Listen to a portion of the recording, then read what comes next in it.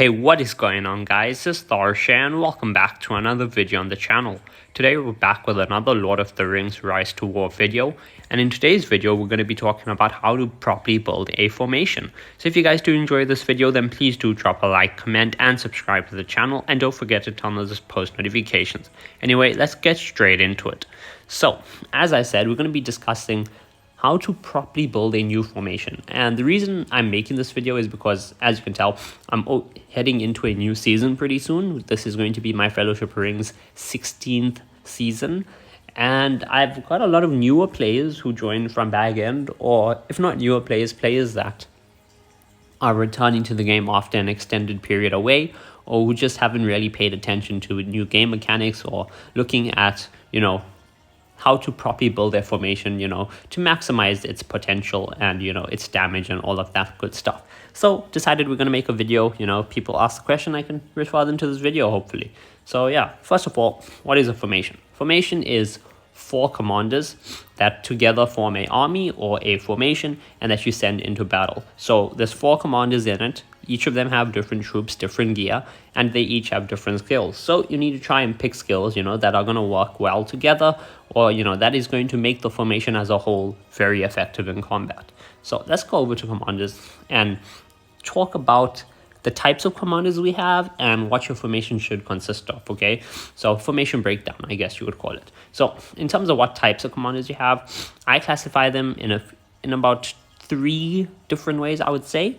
So 1, you have damage dealers.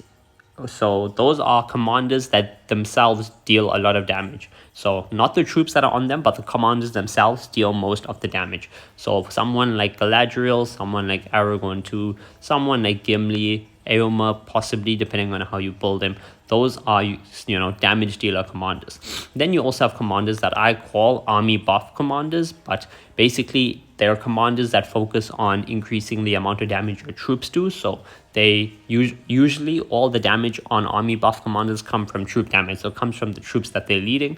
And those types are usually like your Cav commanders. So Theoden, Eowyn, you could also have it on Haldir, Gandalf the Grey. So yeah, those are your army buff commanders.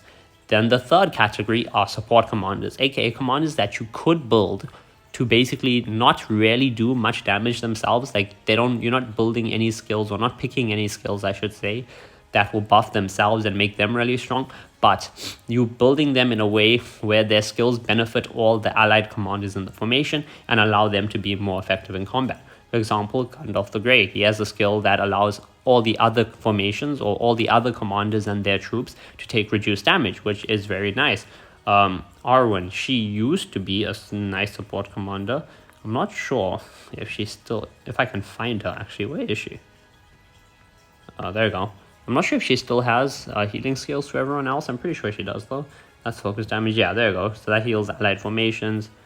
That's commander's formation, but this increases defense of allied formation. So yeah, she's also a support commander. She can allow her allied formations or her allied commanders to perform better in combat because of the skill she has, which increases their defense, heals their troops, etc.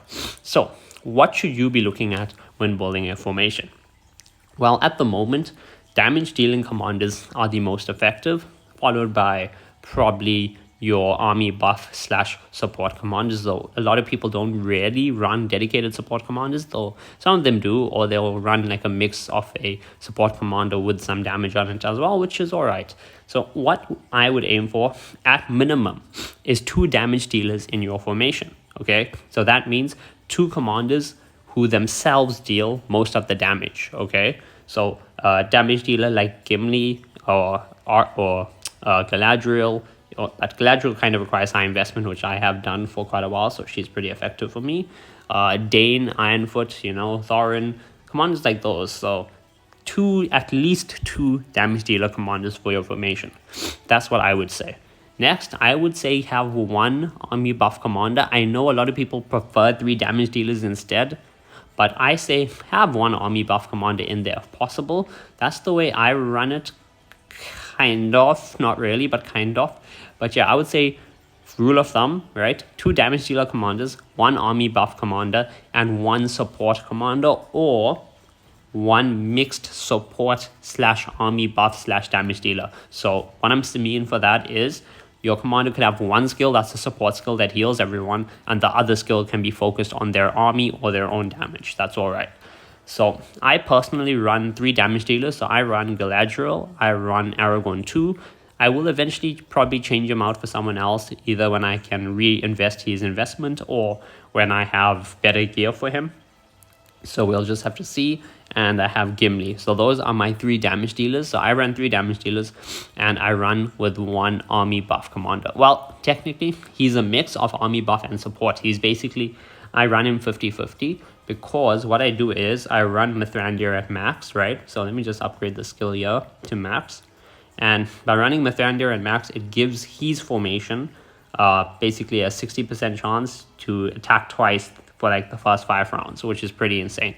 So that is the army buff part because he's buffing his troops to deal more damage. And then he's also half support because I run White Council at max. And what does White Council do? White Council allows all allied formations to take reduced damage. So hence the support part. And then I also run the Grey, or I run Wizard if I want. And the Grey, that will help help heal his formation or one allied formation. So more support there, or sometimes I will upgrade his bloodline instead, which is, increasing the damage of his own troops. So that's what I run. I run 3 damage dealers plus 1 mixed army buff slash support commander. However, for the rest of you guys, if you all don't have 3, damage dealer commanders available, I would suggest a good rule of thumb for a starter formation is 2 damage dealers and 1 support slash army buff commander. And then your 4th slot, you can decide, okay? If you have another good army buff commander, for example, a very whaled Gil-galad or something, you can put Gil-galad in there. He's going to do great. If you have another really good support commander instead, and you just want to buff your army buff and your 2 damage dealers, you guys can do that as well. If you want to slot in another damage dealer commander, you can also do that, okay? That's all right. So that's my rule of thumb, okay? 2 damage dealers, 1 army buff slash support, and the 4th slot is kind of open to interpretation. You can decide and, pick a commander that you feel will fit your formation, and also pick a commander that you have that is actually going to be effective, okay? Because if I say, no, you must have 3 damage dealers and a support, and you only have 2 good damage dealers, maybe you've invested in 2 army buffs instead, it's better for you to put that in than trying to follow my suggestion to the T. So that's why I say rule of thumb, 2 damage dealers, 1 support slash army buff commander, and the 4th slot, you can decide. Do you want something that's going to do troop damage, aka army buff? Do you want something that's going to be doing commander damage, aka a damage dealer? Or do you want something that's going to buff everything else, aka a support commander? That's completely up to you.